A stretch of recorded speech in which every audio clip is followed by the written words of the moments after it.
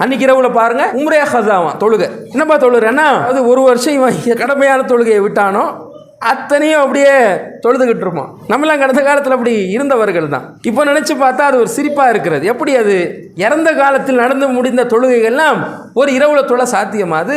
உதாரணமாக ஒருத்தர் 50 வயசுல இஸ்லாத்துக்கு வர்றார். நான் கலிமா சொல்லிட்டேன், என் மேலே என்ன கடமைன்னு அவர் கேட்குறாரு. இங்கே 50 வருஷமாக விட்ட தொழுகையை தொழுதாதான் முஸ்லீமாக ஆக முடியும்னு சொன்னால் நான் அங்கேயே இருந்துறேன்னு சொல்லுவானா இல்லையா? மார்க்கம் அப்படியா வழிகாட்டுது. இன்ன ஸலாத்த கான தலல் முஃமினீன கிதாபம் மவ்கூதா.